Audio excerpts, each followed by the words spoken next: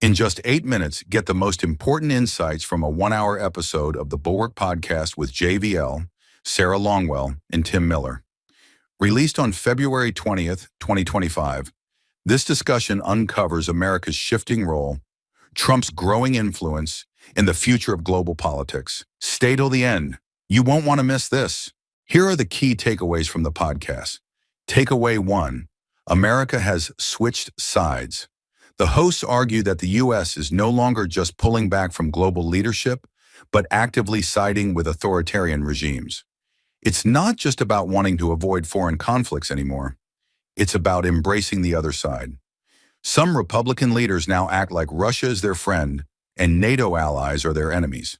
For example, J.D. Vance recently went to a security conference in Munich, where instead of supporting NATO, he lectured European allies and claimed that the real danger is from within America.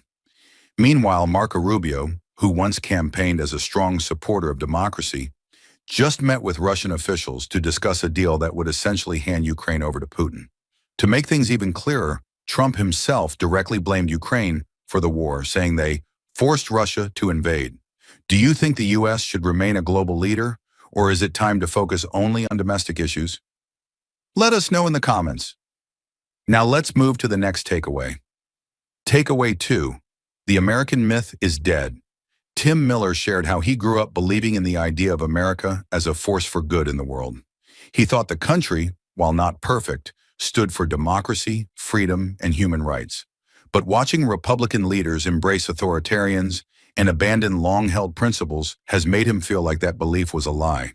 For example, American politicians once spoke proudly about standing against dictators like Putin, but today the same party that used to talk about democracy is openly defending strongmen.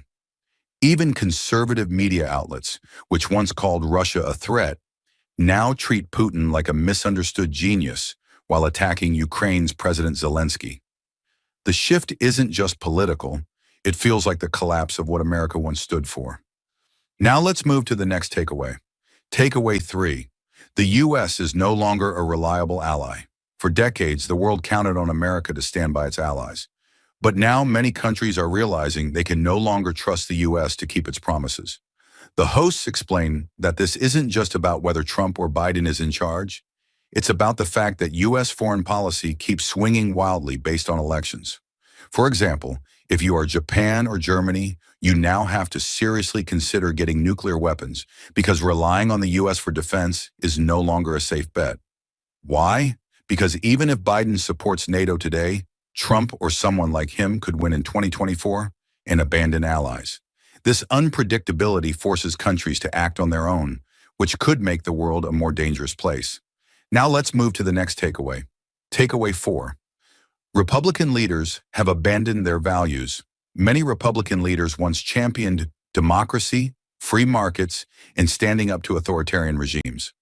Now they are silent or outright support Trump's shifting policies. For example, Marco Rubio once ran as a neoconservative hawk, but he just helped negotiate a framework deal for Ukraine's war that benefits Russia. The same man who used to warn against Russian aggression is now aiding it. Now let's move to the next takeaway. Takeaway 5. Trump voters want revenge, not policy. The hosts argue that Trump's base isn't supporting him for policy wins, but because he delivers pain to people they hate. The America First slogan isn't about strengthening America. It's about making sure the right enemies suffer. For example, Trump's policies like trade wars and immigration crackdowns often hurt his own voters, yet they continue to support him because he owns the libs and punishes marginalized groups. We're halfway through the video. Thank you for sticking with us this far. If you're enjoying it, please give us a thumbs up and share it in your WhatsApp groups. We'd love to hear your thoughts, so feel free to comment below.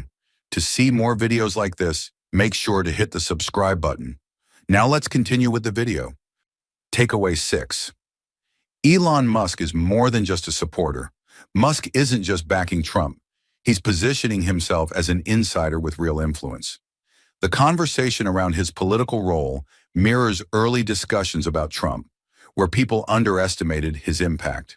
For example, when Musk appeared in a joint interview with Trump on Fox News, it wasn't just a publicity stunt. The way they fawned over each other suggested Musk is positioning himself as a co-ruler in a future Trump administration. Now let's move to the next takeaway. Takeaway 7. American voters are being misled. Apathy plays a role in America's political decline, but the bigger issue is that voters are being actively misinformed. Right-wing media floods the airwaves with narratives that support Trump while downplaying his corruption and failures. For example, Fox News headlines focus on fake government scandals and conspiracy theories while ignoring Trump's increasing ties to Putin and attacks on democracy.